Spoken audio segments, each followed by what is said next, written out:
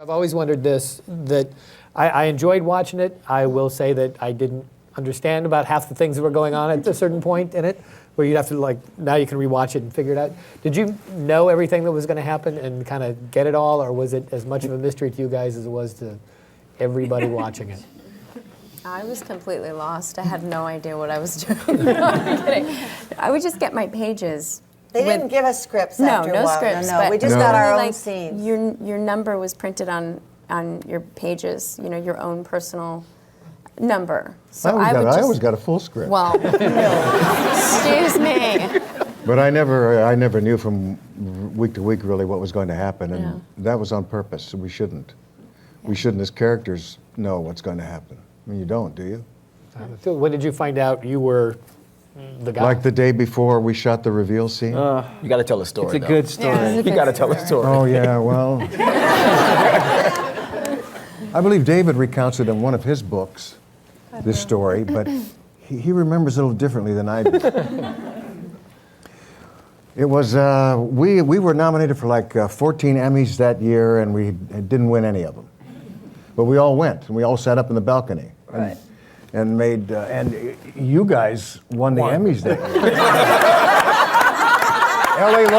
LA Law.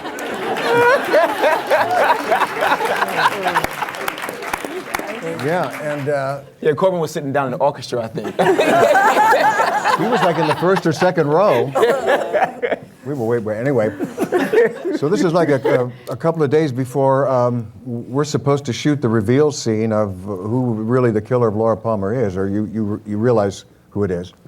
And so David and Mark called me and Cheryl Lee and Richard Beamer upstairs to one of our office rooms, and it was a room devoid of furniture. There was just nothing. Brown carpet on the wall. Just a brown carpet. And I think there was a lava lamp in the corner. That's right. And David and Mark were sitting cross-legged on the floor as the three of us, Richard Beamer, Benjamin Horne, and me and Cheryl Lee, came in, and they're going to tell us what's going to happen and who it is. And so we all sit down and we cross our legs, and we're waiting with bated breath, and David, all of a sudden, and this is the way I remember it, he reached over and he went, "Ray, it's you. It was always you." And I went, "Oh."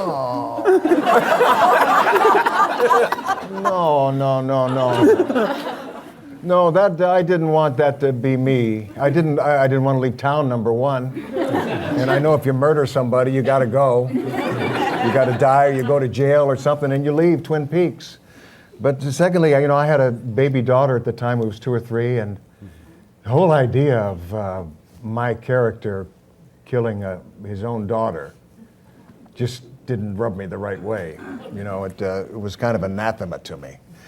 So David then took great pains to try and assuage my soul and my spirit at that moment. He said, "But it's going to be a great show. We're going to have the Tibetan Book of the Dead.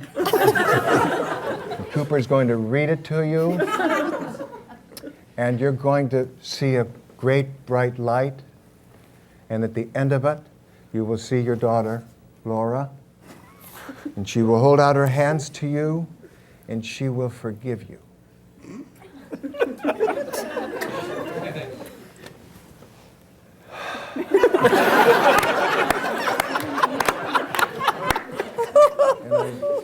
I thought, okay, if it's got to be, it's got to be. Sounds pretty good. It sounds like a pretty good way to go out in like a blaze of. It turned out not to be a blaze.